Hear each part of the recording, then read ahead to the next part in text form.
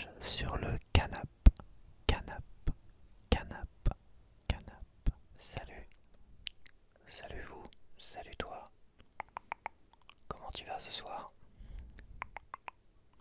Donc on se retrouve pour une vidéo de bavardage sur le canap. Alors ça fait un moment que j'en ai pas fait. Pour deux raisons. On a Minuit avec Dormeur qui aussi fait partie d'une nouvelle émission. Enfin, c'est une nouvelle émission qui parle énormément aussi de cinéma et tout ça. Donc c'est vrai que ça a pris une petite part finalement importante. Et, et aussi parce que j'avais des trucs à terminer. Et aussi parce que les Prime, les top 10 et tout ça n'était pas terrible. Alors là, je sais pas où ils en sont. Mais c'est pas ouf hein, ce que je vois dans les top 10. Généralement, bavardage sur le canapé, oui, je parle principalement films, séries, plateformes Netflix Prime, celles que je possède. Et aussi des chaînes. Tu vois, j'ai une chaîne qui est intéressante, qui est avec Free, la chaîne, si j'y arrive. La chaîne Paramount Channel. La 50. D'accord. Si j'y arrive, je dis bien parce que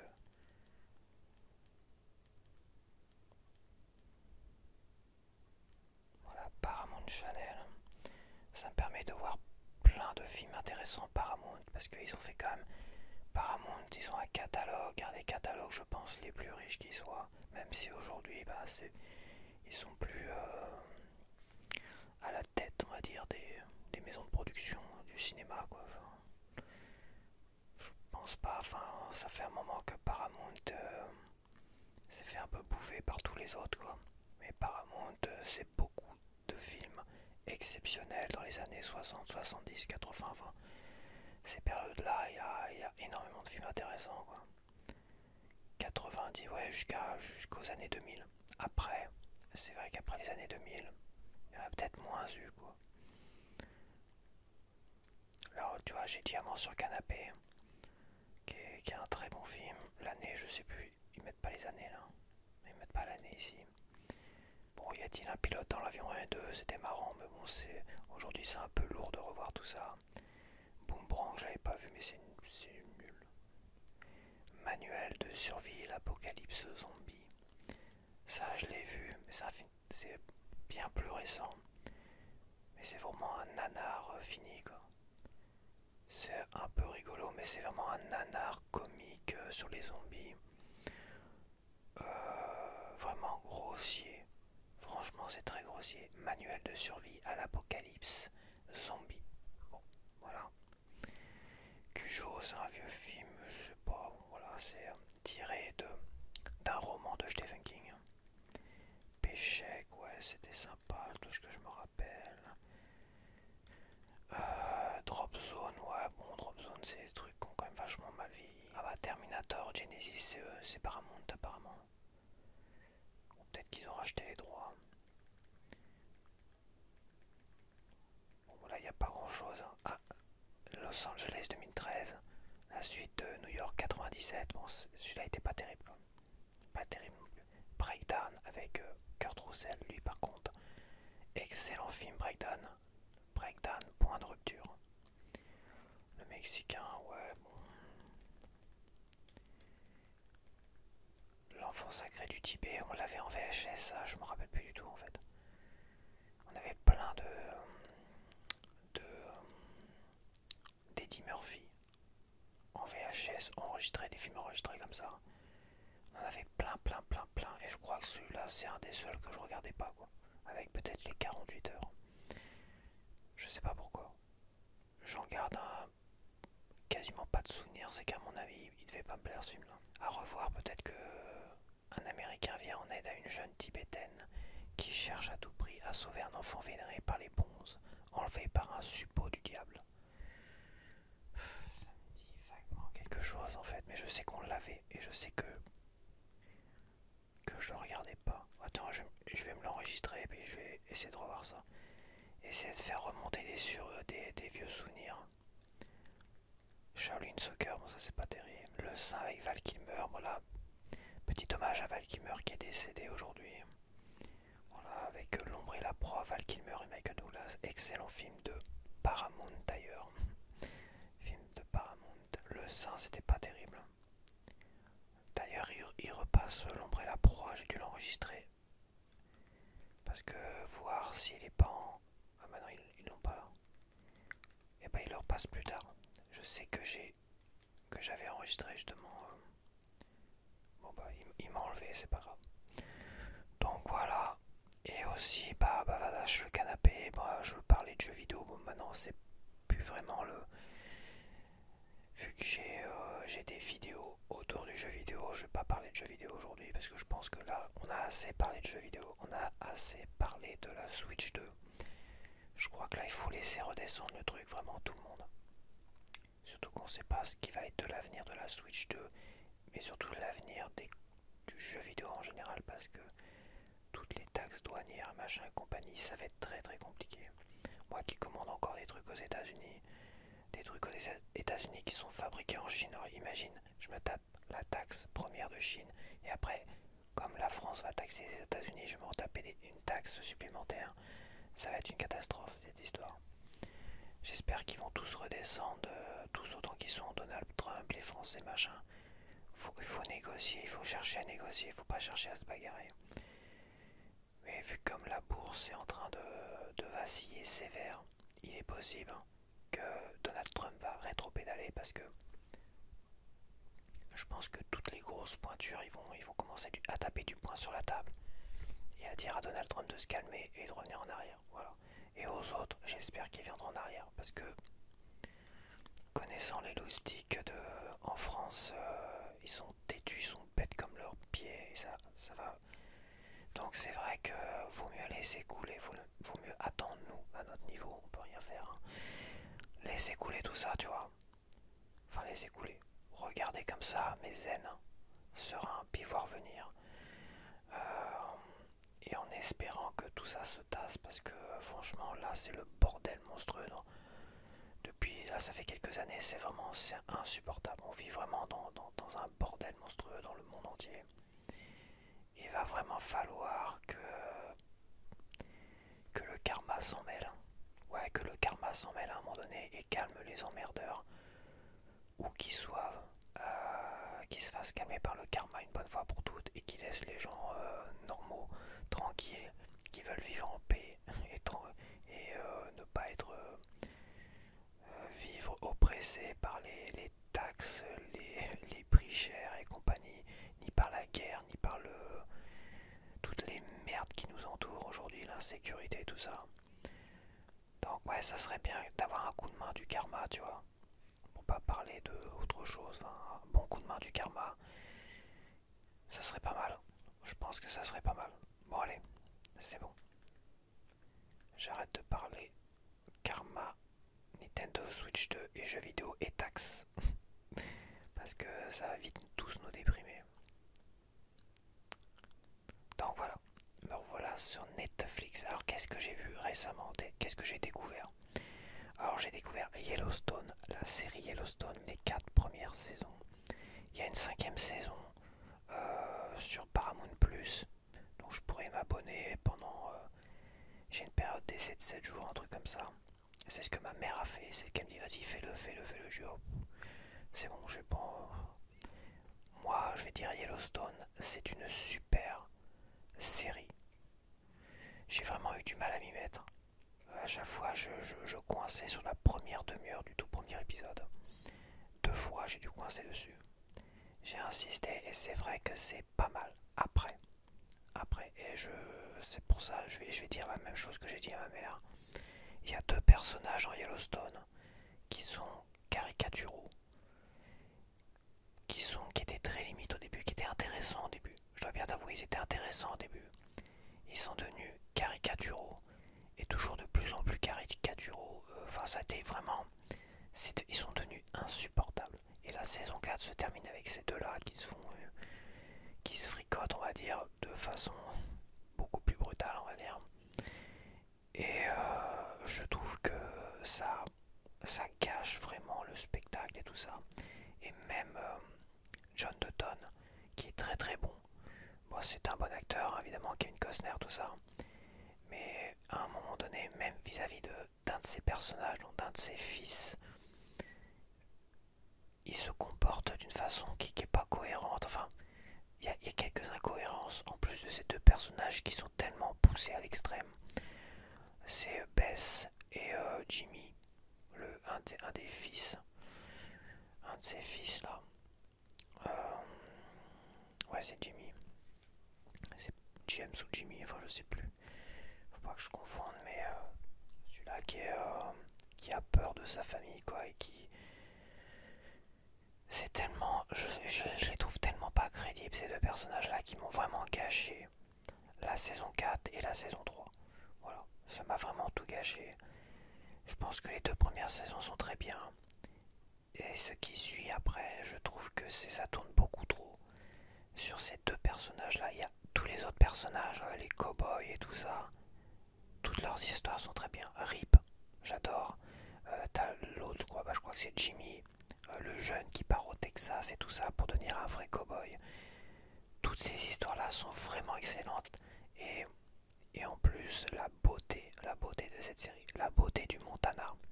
Même le Texas, c'est intéressant, mais le Montana, euh, dans le nord des États-Unis, c'est magnifique.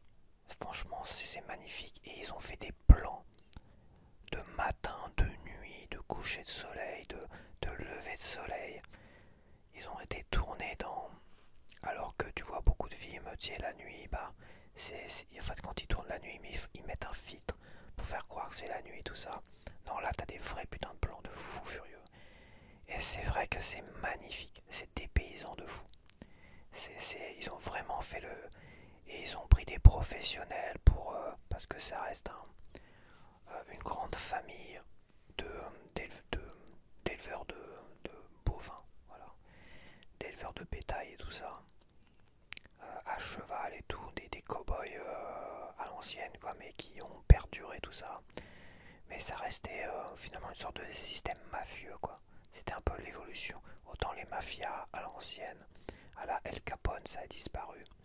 Là, on a vraiment tout un système mafieux. C'est une sorte de mafia pour ceux qui aiment justement les parrains 1, 2 et 3, là. Ce genre de film-là, je pense qu'ils peuvent vraiment adorer Yellowstone pour ça, parce qu'on est vraiment dans une sorte de système mafieux. Je sais pas à quel point c'est crédible. Encore une fois, je sais pas à quel point c'est crédible.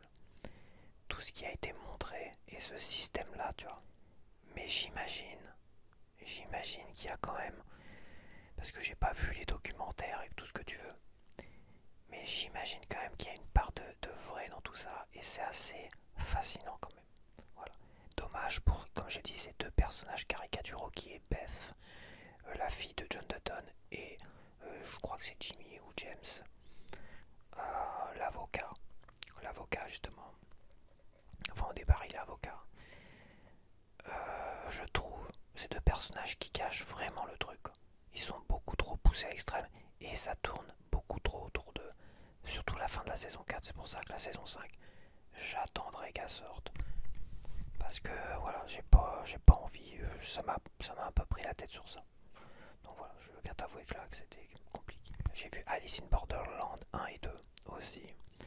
Les deux premières saisons, alors c'était vraiment. Alors je tiens à préciser que c'est très gore. C'est exagérément gore.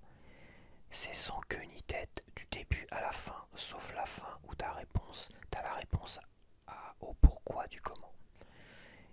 Et en fait, si j'ai quand même continué à regarder, c'est que je voulais savoir pourquoi. Pourquoi ça? Pourquoi il leur arrive ça au juste? Pourquoi? C'est vrai, t'as envie de savoir.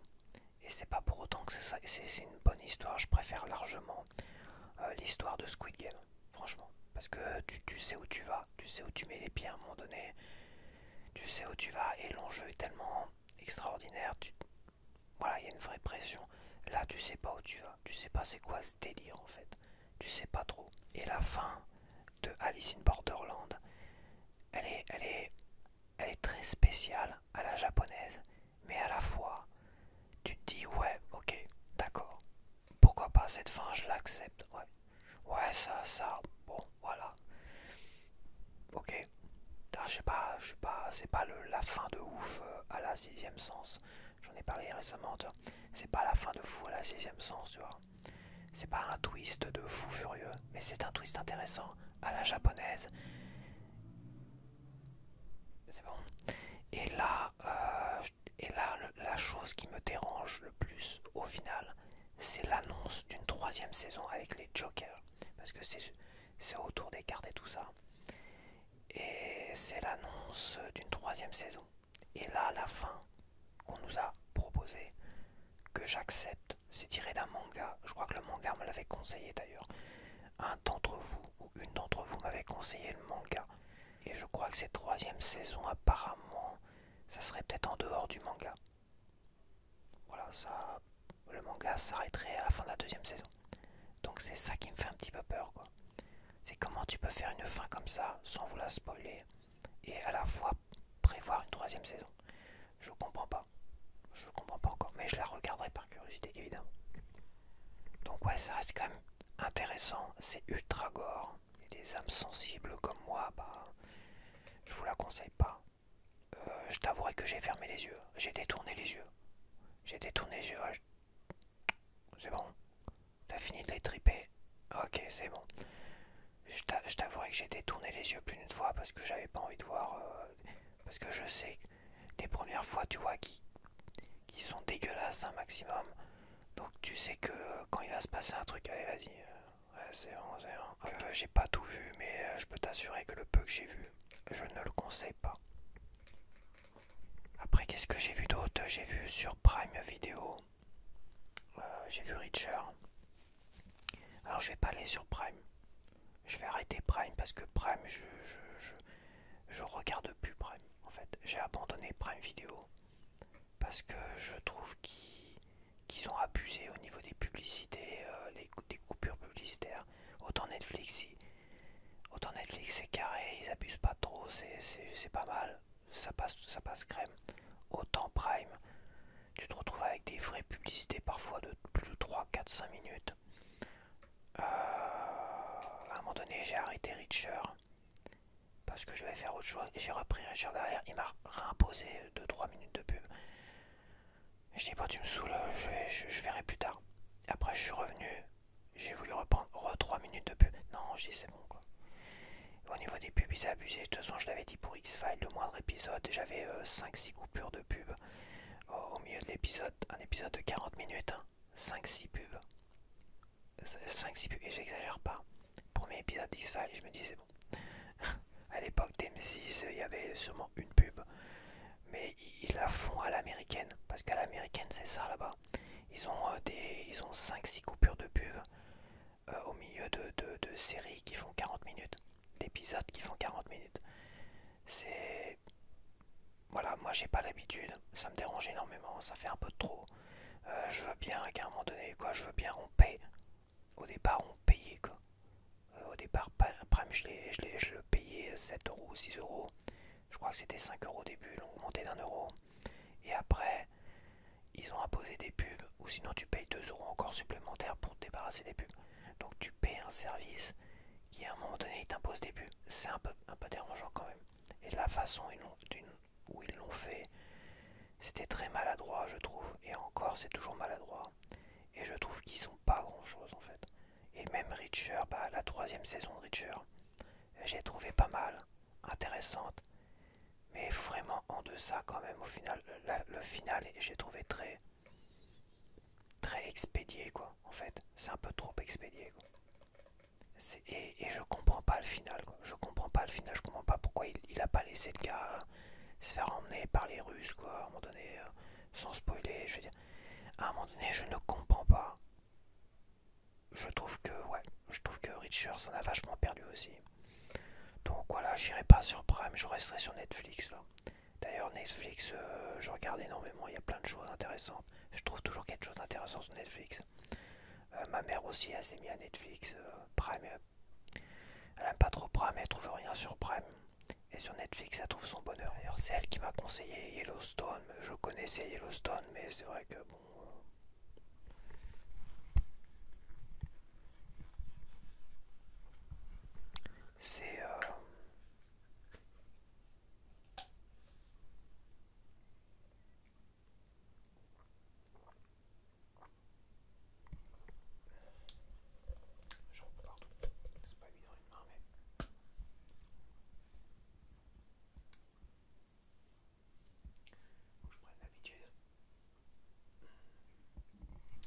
Donc c'est pour ça que Prime, là je dois bien t'avouer, je peux dire qu'il y a eu Expandable 4, là que j'ai été voir quand même sur Prime. Mais bon, c'est pas terrible quoi. C'est pas terrible et bon. Ouais, je sais, je suis en train de bouder Prime et j'ai envie de bouder Prime dans cette vidéo. De toute façon, j'ai pas envie de faire 2 heures à cause de Prime. Puis voilà. J'ai vu sur Netflix aussi, je crois, enfin, je suis sûr. J'ai vu le dernier Hayao Miyazaki. C'est le garçon et le héron.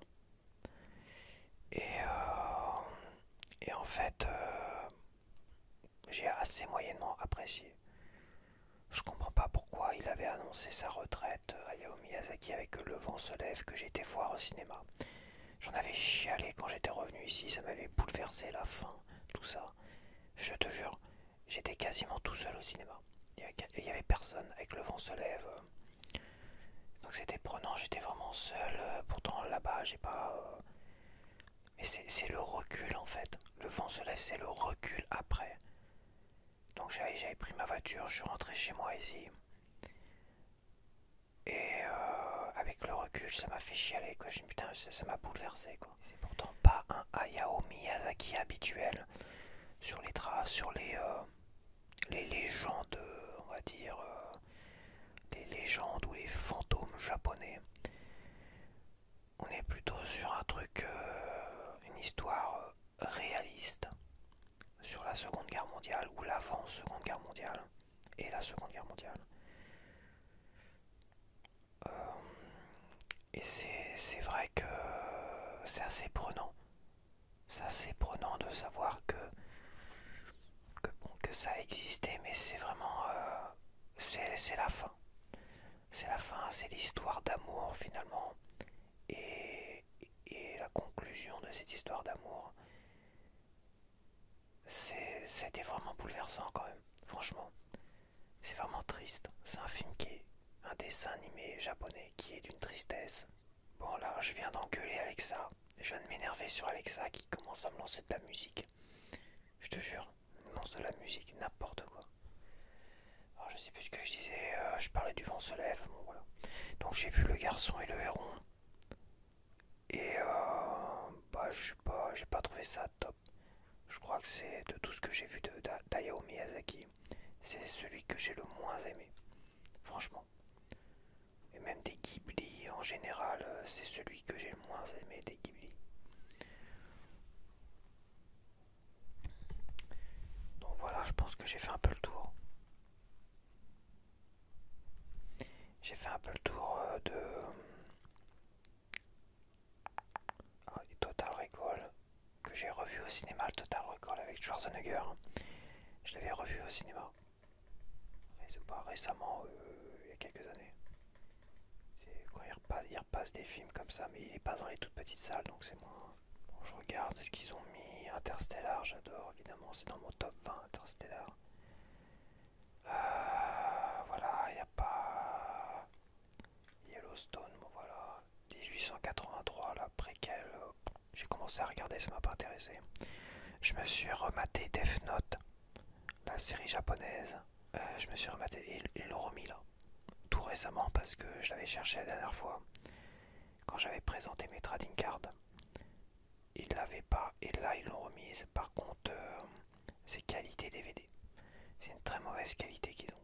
Ils ont pas racheté les droits en version Blu-ray parce que je sais que le Blu-ray existe. Donc de très mauvaise qualité. Et bah ouais, j'ai vraiment été pris dedans. Bizarrement, je me rappelais une autre fin. Mais ouais, c'est bizarre. Je me rappelais une autre fin et ça m'a surpris en fait. Et bon, ça reste une bonne série, même si avec le recul. Parce que la première fois où j'ai découvert Death Note, j'avais le même âge. J'avais la vingtaine quoi, début de vingtaine. Ouais, je devais avoir la vingtaine. Moi, j'étais dans la vingtaine, ça c'est sûr. Et j'étais peut-être dans les mêmes âges que le héros ou le anti-héros, on va dire. Et finalement, à l'époque, j'étais plus dans sa mentalité. J'étais plus comme lui, j'étais plus à le soutenir lui. Même si aujourd'hui je dois bien t'avouer que il m'écœure en fait. Il est stupide. Je le trouve vraiment stupide. Je trouve il a vraiment fait les choses de la mauvaise façon. Il aurait dû être plus intelligent et faire les choses différemment. Et c'est aussi pour ça que finalement le gars qui enquête sur lui arrive à le piéger, à le retrouver assez facilement, ou arrive à se rapprocher de lui. Parce qu'il ne sait pas qui c'est exactement ce gars-là. Il arrive à se rapprocher de lui et parce qu'il sait qu'à un moment donné le gars il est puéril quoi. Le gars ça peut pas être quelqu'un d'adulte, de construit dans sa tête pour pouvoir prendre certaines décisions, tu vois. Et il se précipite. Donc j'avais déjà dit, je pense que Death Note tout le monde connaît, je vais pas raconter l'histoire. Hein. C'est un étudiant qui découvre un cahier, un livre, un Death Note. Et ce Death Note, bah, t'as des règles, des machins, et dès que tu mets le nom, tu inscris un nom dessus, en visualisant avec tes yeux le visage de cette personne-là, et bah tu le tues en fait. Donc il meurt d'une crise cardiaque dans les 60 secondes, ou les 30 secondes, je sais plus. Ouais, c'est 60 secondes après. Mais tu peux mettre des détails, tu peux mettre les détails de la mort, tout ça. Et en fait, l'autre, il va utiliser ce cahier de tellement de manières différentes. Ça reste une série très intelligente, même si l'anti-héros, il m'agace énormément aujourd'hui. Alors que, à l'époque, j'étais plutôt derrière lui, j'étais, vas-y, tu vas réussir, tu vas réussir, tu vas réussir. J'avais envie qu'il s'en sorte. J'avais envie finalement qu'il s'en sorte. Et aujourd'hui, il a fait des choses que je trouve inadmissibles. Avec la fameuse copine, par exemple, la femme ou la compagne du gars du FBI. Je pense que ceux qui l'ont vu, ça, je trouve ça écœurant, ça m'a écœuré. Quoi. Je veux dire, comment on peut faire ça quoi. Comment on peut faire ça? Comment même moi j'ai pu, dans mes souvenirs, enfin tout ce que je me souviens, soutenir cette saloperie en fait. Comment j'ai pu soutenir cette saloperie qui part peut-être de bonnes intentions, mais c'est une vraie saloperie. Quoi. Et finalement j'étais vraiment content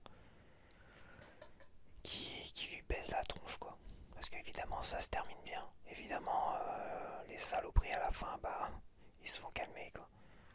Ouais, je spoil pas parce que de toute façon, et même si je connaissais déjà la fin, t'as quand même t'as quand même ce sentiment, t'as envie qu'il puisse continuer et puis faire une sorte de monde meilleur. Mais par là où il passe pour faire un monde meilleur, je suis désolé, il a fait des choses inadmissibles. Tu peux pas faire un monde meilleur en faisant les horreurs qu'il a fait. Et pour moi, il y a une horreur qu'il a faite. Et la fameuse compagne du gars du FBI, pour moi, je ne l'accepte pas. Franchement, évidemment, s'il avait pas fait ça, la série, ça serait terminé. Quoi. Elle serait terminée rapidement, merci, au revoir, on remballe. C'est aussi ça, le truc. Et à la fois, c'est vrai que cette série-là, elle est très spéciale parce que tu sais pas où te situer. Tu trouves aussi antipathiques les soi-disant héros enquêteurs. Ils sont tout aussi antipathiques et imbouffables que finalement le héros ou l'anti-héros qui est imbouffable aussi. En fait, tu apprécies plus finalement les quelques personnages secondaires comme la fille là, je sais plus comment elle s'appelle, ou un des flics, tu vois, qui fait tout le long, qui réussit à faire tout le long. Et de savoir qu'à la fin c'est un des flics qui finalement arrête un peu le problème. Enfin, pas vraiment arrête le problème, mais il fait quelque chose, on va dire. Et bah finalement, je trouve que cette série, elle est mieux conçue que je ne le pensais au départ, que dans mes souvenirs. Elle est bien mieux conçue. Parce qu'il fait en sorte que, il fait en sorte qu'on déteste finalement les gentils et les méchants, ou les faux gentils et les faux méchants. On fait en sorte, enfin le scénariste, parce que j'ai pas lu le manga d'origine, donc celui-là qui a créé le manga, je connais pas son nom, je suis désolé, mais je pense que il a fait quelque chose de très intelligent. Il a fait en sorte, en fait, de rendre imbouffable le héros, anti-héros, le méchant ou les enquêteurs. Tu sais pas vraiment qui est gentil, tout ça, et en fait derrière, c'est ceux qui sont un peu manipulés, c'est ceux qui sont un peu plus faibles derrière, qui l'air de rien nous sont beaucoup plus sympathiques et finalement de savoir que l'un d'entre eux conclut l'histoire et c'est intéressant. Et le manga, si je dis pas de bêtises, il paraît qu'il se termine beaucoup plus violemment, ils sont beaucoup plus durs avec cet anti-héros, ce faux méchant, faux gentil quoi. Donc c'est vrai que c'est vraiment une série qui est très intelligente, de bout en bout, et agaçante énervement parce que t'as envie de faire les choses autrement, que ce crétin, et écœurante et dégueulasse, c'est dégueulasse à un moment donné ce qu'il fait. Et à la fois tu t'as les enquêteurs, les soi-disant les vrais héros, enfin on sait pas, ils sont imbouffables aussi. C'est compliqué, franchement, c'est très compliqué, mais vraiment série très intelligente. Je pourrais la conseiller, mais bon, la qualité en DVD, c'est foutage de gueule. Voilà, foutage de goulette. Donc voilà, Vermine, c'est un truc avec des araignées là. C'est hors de question que je regarde cette merde, il paraît qu'en plus c'est dégueulasse. Attends, je regarde un peu l'extrait. Si je vois une patte d'araignée, je me casse. Vermine, une araignée venimeuse, s'échappe et se reproduit rapidement, menaçant la vie des habitants d'un immeuble, pris au piège et livrés à eux-mêmes. Et bah dis donc. Bon allez, je vais faire le top 10. Puis je vais arrêter parce que c'est vrai que je blablate beaucoup. Et ça passe vite. Bon, j'ai pas vu de patte d'araignée, mais j'ai pas envie non plus de tenter le diable. Alors, top 10 des films aujourd'hui en France sur Netflix. On a Banger. Un film français contacté par la DGSI. Un DJ has-been accepte d'infiltrer une bande de voyous dans laquelle trempe son ennemi juré. Son plan, écarter son rival et revenir au sommet avec un banger. Un banger. Ah, ça a l'air vachement intéressant, j'aime bien cet acteur là quand même qui est Vincent Cassel. Il y a qui d'autre? Je vois pas. La bande-annonce est trop claire. Laura Felpin et Mister V. Ou Mister 5. Je crois que c'est Mister V. Réalisateur Somi. Ça a l'air un peu nul. Ah, ça je l'ai vu. J'avais envie de le voir. En deuxième position, on a Demain est un autre jour. Donc c'est un téléfilm Netflix, hein, comme ils en font beaucoup, sûrement inédit à Netflix. C'est avec Sophia Carson, c'est marqué dessus. Alors, encouragée par sa mère à réaliser sa liste d'objectifs et de rêves d'adolescente, une jeune femme perce des secrets de famille, rencontre l'amour et se redécouvre. Bon, c'est bien, ils disent quasiment tout le film, toi. Ils mettent tout le film, c'est génial. Ils sont pas obligés de dire que qu'elle rencontre l'amour et se redécouvre, c'est ridicule. Quoique, il y a peut-être un piège là-dedans. On a l'impression qu'elle rencontre l'amour et peut-être qu'il y a peut-être un piège là-dedans, mais je n'en dis pas plus. Bon bah c'est sympathique, hein, ça casse pas, c'est pas le... J'ai dû regarder ça en faisant autre chose, peut-être en jouant à la Switch. J'ai dû jouer à la Switch en regardant ça peut-être. Je devais jouer aux échecs. Donc aux échecs, vu que l'autre il met 10 plombes là, l'IA, à réagir, ah bah je regardais comme ça. Ok. Bon, j'ai dû louper quelques secondes, mais c'est sympathique, mais sans plus quoi. C'est tout récent, ça vient tout juste de sortir, voilà. Bon. En troisième position, on a les Segba au ski. Alors, je sais pas c'est quoi cette série de films français là. Les Segba au film, les Segba. Un groupe de lycéens issus d'un quartier populaire participe contre toute attente à une compétition de sport d'hiver, sans autre choix que de mener leur lycée à la victoire. Sincèrement, me dites pas en commentaire qu'il faut que je regarde ça absolument. Par pitié, me dites pas que c'est un chef-d'œuvre.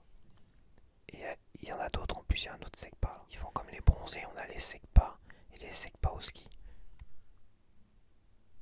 Ça manque vraiment d'originalité, hein, franchement. Et je suis sûr que c'est 10 fois moins bien que les bronzés font du ski. En quatrième position, bah, je l'ai regardé. Je l'ai regardé sans conviction, c'est Morbius avec Jared Leto.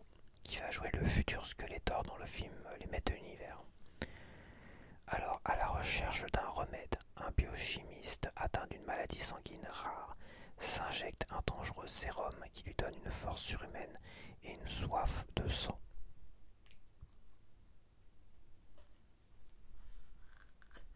Que dire?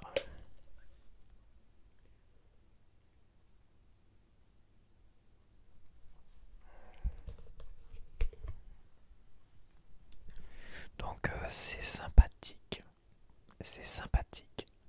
mais encore une fois, il y a des choses que je ne comprends pas dans les personnages.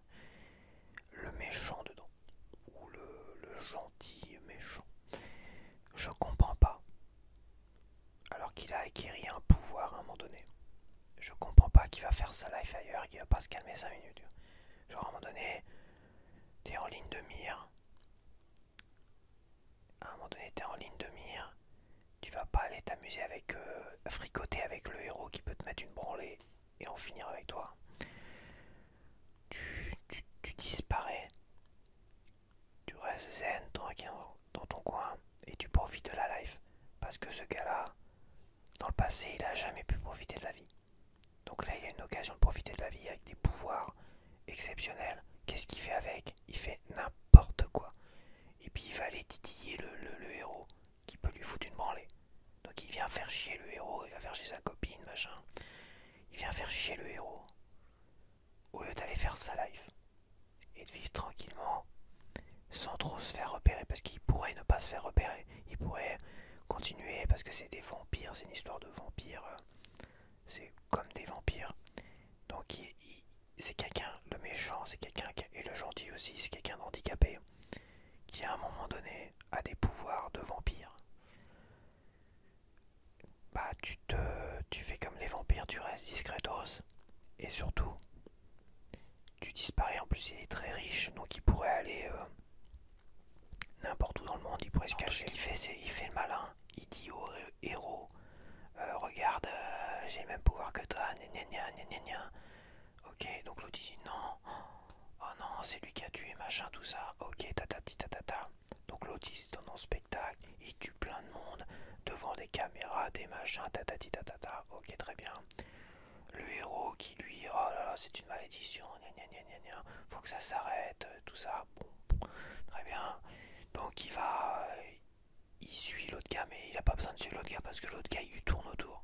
Au lieu de faire sa life alors qu'il a une chance de profiter de la vie. Il peut marcher, il peut courir, il peut... Voilà, certes, il faut qu'il se nourrisse de sang, mais à un moment donné, il a une force aussi surhumaine.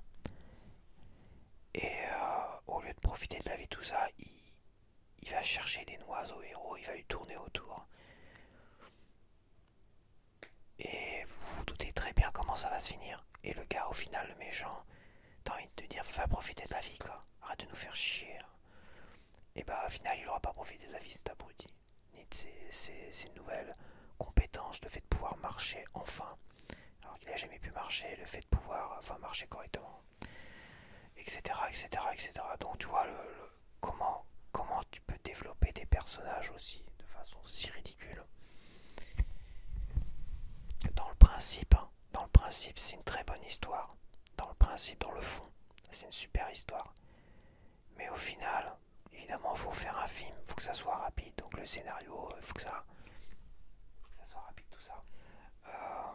Je veux bien le comprendre. Mais franchement, c'est du foutage de gueule. Je pense, les personnages sont mal travaillés. Et le flic, j'en parle même pas. Le flic est joué par Tyrus Gibson.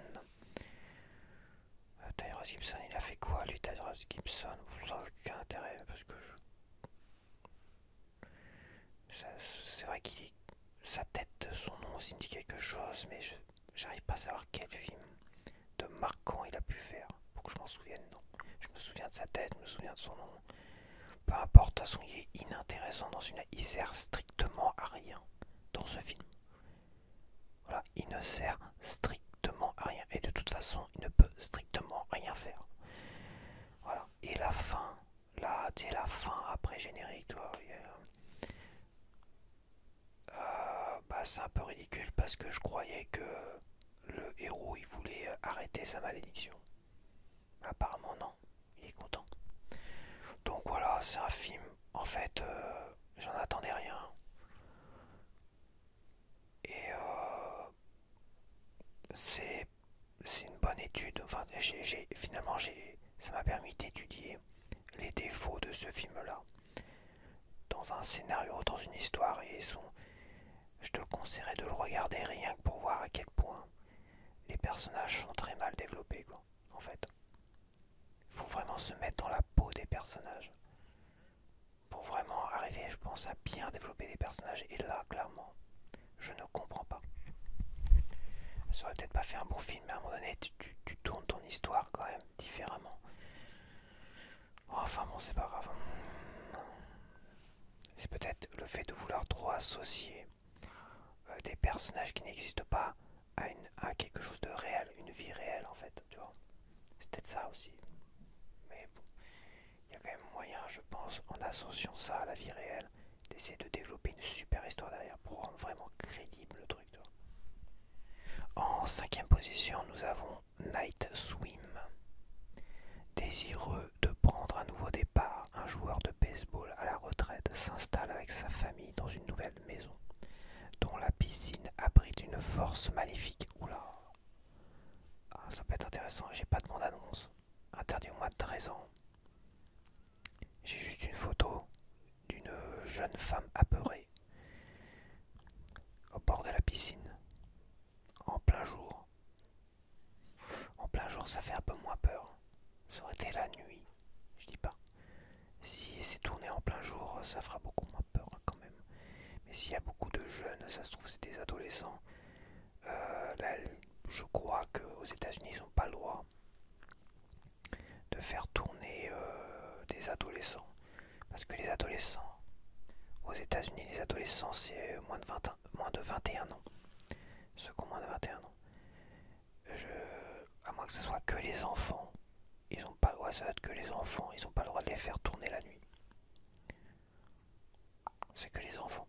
Parce qu'il y a plein de trucs avec des adolescents la nuit, oui. Quoique c'est bizarre parce que Stranger Things, ça se passe beaucoup la nuit. Et c'était des gamins au départ. Ça, il doit y avoir un âge limite, je pense. À voir, je vais peut-être regarder ça, tiens. Bon, peut-être pas après, parce qu'il commence à se faire tard. En sixième position, on a les Zegpa. Les Zegpa numéro 1. Lorsqu'un groupe d'élèves cancres et dissipés intègre un collège prestigieux, le nouveau principal imagine un stratagème pour virer ces éléments perturbateurs.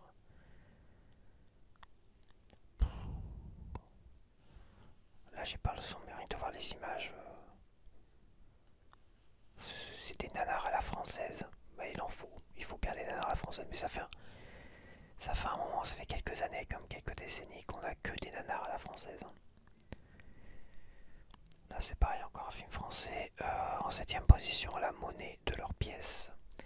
Lorsque leur cousine, qu'ils tourmentaient enfant, hérite de la fortune familiale, deux frères et une sœur doivent se plier à ses exigences pour espérer toucher leur part. Ça a l'air intéressant comme ça, mais quand je vois l'extrait là, ça fait moins envie du coup.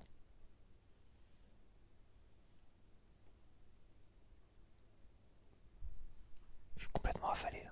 Je suis de plus en plus affalé en fait. Et pourtant j'avais baissé la caméra au début de la vidéo. En huitième position, on a Angry Birds, le film. Red doit suivre. Je recommence. Red doit suivre une thérapie pour gérer sa colère, mais il devient le héros qui apprend aux autres oiseaux à libérer leur fureur quand des cochons envahissent leur île. Bon, ça, Angry Birds, c'était un jeu. C'était un jeu qui était à la mode sur smartphone. Un des premiers jeux qui était vraiment à la mode sur smartphone où les gens ils s'énervaient dessus bêtement. J'ai jamais joué. Et c'était pas que sur smartphone d'ailleurs. Mais bon. Je crois que fallait catapulter l'oiseau rouge sur des cochons, des machins. Je sais pas. smartphones ont réintégré finalement des jeux à l'ancienne, toi. Des jeux tout simples à l'ancienne, comme les Columns, les machins comme ça, les Tetris, toi. Et ça fonctionne, mais ça fonctionne sur les adultes. Les mêmes adultes qui, quand toi tu joues aux jeux vidéo, comme mes parents, ou quand toi tu jouais aux jeux vidéo adolescent, disaient je comprends pas ce que tu es en train de faire. Franchement, à mon échelle, tu dirais, essaye, non, non, c'est les mêmes gens qui, à un moment donné, ont dit à leurs gamins, tu perds, tu gâches ta vie à jouer aux jeux vidéo, pourtant ils nous les achetaient quand même. Et qui, au final, finissent par jouer à des jeux tout simples, les mêmes qu'on avait à l'époque, dont un genre stratégie, Columns et Tetris, toi. Et qui perdent énormément leur temps sur leur smartphone à jouer comme ça au boulot. Et oui, au boulot. C'est vachement ironique, je trouve. En 9ème position, on a un vieux film avec Schwarzenegger, un flic à la maternelle. Ah bah ça, je l'ai vu, on l'avait en VHS, donc je l'ai vu plein de fois. Comme Total Recall, qui est en 10ème position. Est-ce que je dois vraiment les présenter, ces deux films-là? Alors, un flic à la maternelle, c'est un bon film de Schwarzenegger. Mais c'est clairement pas le meilleur. Mais c'était, voilà, c'était du bon Schwarzenegger, comme Les Jumeaux. J'aimais bien, c'était un genre un peu plus comique avec Schwarzenegger. Un flic à la maternelle et Les Jumeaux, c'était peut-être les deux films comiques ou avec un petit peu de comique avec Schwarzenegger que j'aimais beaucoup. Voilà. Sinon, j'ai toujours préféré ça avec Schwarzenegger, c'est Predator, Conan le Barbare de John Milius, Total Recall. C'était vraiment des gros blockbusters, des gros titres hein, quand même. Il a fait des énormes titres. Sans être un acteur exceptionnel comme El Pacino ou Robert De Niro, il a fait des énormes films quand même. Bon après ça s'est un peu arrêté, mais ça a toujours été plaisant de voir Arnold Schwarzenegger revenir dans... il y avait le film de la fin du monde que j'avais été voir au cinéma avant l'année 2000 en fait. Parce que tout le monde disait que dès qu'on allait passer l'année 2000, ça allait être le blackout, tout ce que tu veux, on pourrait plus retirer d'argent, les ordinateurs allaient s'écrouler, enfin tout allait, ils avaient annoncé la fin du monde. Et il y avait ce film-là au cinéma qui avait été proposé justement avant l'année, la nouvelle année qui allait passer de 1999 à l'année 2000, tu vois. Et ce film-là, bah, c'est la fin des temps. Je crois que c'est ça, le titre c'est la fin des temps. Et en fait, c'était rigolo, ce film-là était sympa en fait. Je l'ai revu récemment, je l'ai trouvé sympa. J'avais pas plus aimé que ça à l'époque. J'ai dit ouais, bon, c'est pas exceptionnel, mais de l'avoir revu la fin des temps là, d'avoir revu la fin des temps récemment avec Schwarzenegger, ça m'a rappelé ces souvenirs-là en fait. Il y avait tout un cinoche sur les gens, beaucoup de gens croyaient que passer à minuit au jour de l'an, à l'année 2000, ça allait être la fin du monde, ça allait être la fin des temps parce que tout allait foirer, tout ça. Il paraît que les ordinateurs auraient pu vraiment mal se finir, mais il y en a qui avaient annoncé que les ordinateurs allaient tous tomber down, quoi, en panne, parce qu'ils n'avaient pas prévu. Il y avait un... Et en fait, non. Et en fait, non, il y avait. Ça l'a fait. Enfin, je sais pas. Il y avait quand même un doute. Il y avait une sorte de doute à cette époque-là. On se disait, qu'est-ce qui va se passer? Parce qu'il y avait peut-être les Mayas ou je sais plus quoi. Ils avaient annoncé aussi la fin du monde à ce moment-là. Il y avait vraiment une vraie croyance, hein, où il y avait vraiment des doutes. Peut-être pas une croyance extrême, il y en a qui croyaient dur comme fer. Il y avait même, je sais plus, c'était Yves Saint Laurent où il y avait un gars. Non, c'était pas Yves Saint Laurent. Il y avait même un gars qui avait sorti un bouquin sur ça, sur la fin du monde. Mon père l'avait acheté, je me rappelle. C'était qui ce gars-là? Je sais plus qui c'était ce gars-là. C'était pas un couturier. C'était peut-être un couturier, non? Je sais plus. Il y avait un gars comme ça qui était assez connu, qui avait sorti un bouquin et qui a dit j'ai vu la fin du monde, toi. Et il avait été pris au sérieux, hein, parce que beaucoup avaient jeté son livre et tout ça. Et il avait été pris au sérieux, quoi. C'était une époque assez particulière, il y avait vraiment il y avait une sorte de hantise, de peur, tu sais, un peu sous-jacente, pas vraiment réelle et bien visible, mais un peu cachée, une peur d'ambiance, on va dire, une peur un peu d'ambiance, tout ça. 98, 99, dans ces eaux-là, ces dernières années, où on annonçait peut-être la fin du monde, une fois minuit passé en l'an 2000, tu vois, un truc comme ça. Et en fait, quand bah, c'est pas arrivé. Mais la fin des temps me rappelle cette période-là, c'est étrange. Hein. Parce que la fin des temps, c'était voilà, c'était un film, on va dire, qui était un peu différent de toutes les légendes qui erraient, on va dire, dans notre société pour dire il va se passer peut-être ci, peut-être ça, machin, tout ça. C'était, on va dire, quelque chose d'un peu plus démoniaque, la fin des temps. On était vraiment sur quelque chose d'un peu plus biblique et démoniaque. Mais très intéressant quand même la fin des temps. Ouais, j'ai pris beaucoup de plaisir à le revoir. C'est Ivan Reitman qui a fait Ivan Reitman qui a fait un flic à la maternelle, celui-là qui a fait évidemment SOS Fantôme 1 et 2. Entre autres. Ivan Reitman. Donc voilà. Ça c'était donc en 9ème position un flic à la maternelle, en 10ème position Total Recall. Et en série j'ai vu que de la daube. Donc je vais pas m'attarder sur les séries. Je vais pas m'attarder sur les séries. Top 10, si j'arrive à retrouver le top 10. Tiens, ça c'est un film sympa ça. Je l'avais vu sur Paramount Channel justement. Et si c'était vrai, 3 petits points. Après la mort de sa femme, un architecte emménage dans un appartement hanté par l'esprit de la locataire précédente. Une femme médecin débordée qui a oublié comment elle est morte. Avec Reese Witherspoon et Mark Ruffalo. Primés aux Emmys. Ils ont été primés aux Emmys Awards. Et bah, c'est une petite comédie, on va dire romantique. Vraiment sympa. Je te la conseille. Et si c'était vrai, 3 petits points. Et si c'était vrai.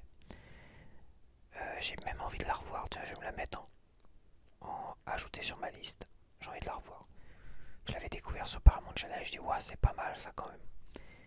Et je me suis dit, ah, j'aurais peut-être dû l'enregistrer pour pouvoir le revoir, un de ces quatre. Et non. Et bah, tu vois, il est là. Il la propose sur Netflix. Donc voilà, voilà, voilà, voilà. Tout est bien qui finit bien. Si je commence à chanter en fin de vidéo, vous n'allez pas vous endormir, les gars. Les gars et les filles. Les gars et les filles.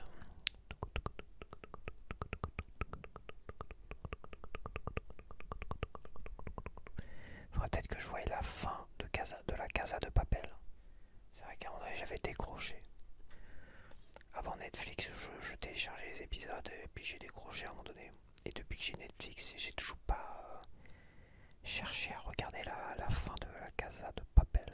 Mais je trouvais que ça tirait vachement longueur, quoi. Et puis quand un des personnages est morte, quand elle est morte, enfin, quand un des personnages est mort, un des personnages principaux que j'aimais beaucoup, bah ça va, bon voilà, je dis c'est bon quoi. Ça se trouve elle est même pas morte, hein. Ça se trouve elle va revivre derrière en connaissant. Parce que c'est vrai que la première saison de la Casa de Papel est exceptionnelle. Après, deuxième saison, en plusieurs fois quoi. Maintenant ils ont fait des saisons en plusieurs fois. C'est pour ça que j'ai décroché parce que je sais même plus où j'en suis. Je sais même plus où j'en suis dans la Casa de Papel et je crois qu'ils l'ont découpé en 4 saisons. En plus, la deuxième partie, on va dire, je sais même plus en fait. C'est tellement, c'est découpé tellement bizarrement, je sais plus. Et comme je téléchargeais ça avant, je sais plus trop où j'en suis vraiment arrêté en fait. Mais c'est vrai, il faudrait que je regarde la fin. Faudrait que j'essaie de regarder la fin de la Casa de Papel. Ah, il y a les Pitch Perfect aussi. Pitch Perfect et à la trilogie des Pitch Perfect. Le premier, c'est Becca rejoint un groupe de chant a cappella et réinvente son style pour battre un chœur masculin lors d'une compétition universitaire. Super, une chasse d'eau de 5 minutes, ça fait toujours plaisir. Donc je disais Pitch Perfect, la trilogie c'est vraiment très sympa. C'est une histoire de compétition autour des chants a cappella, tu vois, avec Anna Kendrick. Je trouve ça rigolo, rafraîchissant et vraiment feel good. Voilà, la trilogie Pitch Perfect. Ah, je peux que te la conseiller. C'est une super trilogie, j'ai bien envie de me la remater. Pitch Perfect. Franchement, c'est vraiment feel good. Ça, c'est vraiment les trois épisodes, hein, les trois films. Ça fait du bien. Voilà, bah, c'est ça, feel good, ça fait chaud au cœur, donc je peux que te la conseiller. Si tu connais pas Pitch Perfect, évidemment.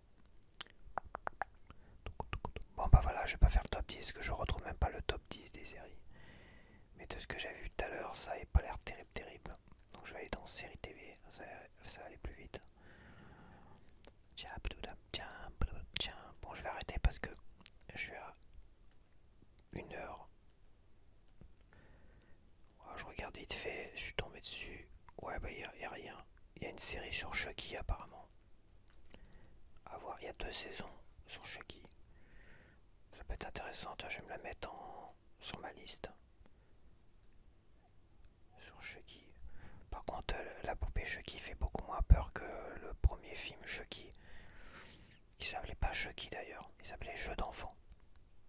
Je me rappelle ça, Jeu d'enfant. Je peux te dire que c'était... t'avais pas des gros effets spéciaux. Le film Jeu d'enfant, t'avais pas des gros effets spéciaux.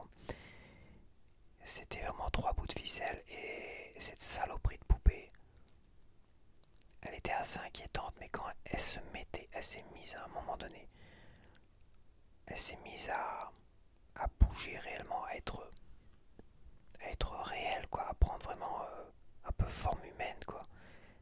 Waouh, qu'est-ce que j'en ai un souvenir, mais ça m'avait effrayé. Et j'étais pas forcément adolescent quand j'ai vu. Peut-être que si j'étais adolescent, mais j'étais pas forcément enfant, heureusement. Mais, euh, mais c'était incroyable, quoi. C'était vraiment. Tu voyais cette poupée, machin, qui était toute. Qui était neutre. Et à un moment donné, quand elle se met à vraiment prendre vie, à s'énerver, toi. Oh là là, je te jure, t'as un effet de recul, tu dis. Oh là là là. Je sais pas si les effets spéciaux aujourd'hui seraient impressionnants, mais je me rappelle que ça m'avait quand même très impressionné à l'époque. Jeu d'enfant, ouais, faudrait que j'essaie de revoir l'original plutôt. Parce que là, je vois la photo de la poupée. Je crois qu'ils en font trop, ils arrivent pas à faire durer le truc. Tu vois, quand tu vois un jeu d'enfants qui font durer le truc et à la fin, bam, ça te pète à la tronche. Waouh, c'est comme un twist en fait. Là, je suis persuadé qu'ils vont faire bouger dès le départ un peu trop là. Ils vont pas faire durer le truc trop longtemps, tu vois. Et t'as 2 saisons. 2 saisons, qu'est-ce qui. Ça va être quoi? Ça va être une série de meurtres d'une poupée. Ils vont essayer de rendre sympathique finalement la poupée comme ils ont voulu rendre sympathique Darvador, tu vois. Ouais, c'est ridicule. Bon, voilà. C'est terminé. Bon, bah, j'espère que t'as apprécié ce nouveau bavardage sur le canapé. Bavardage sur le canapé. Canapé.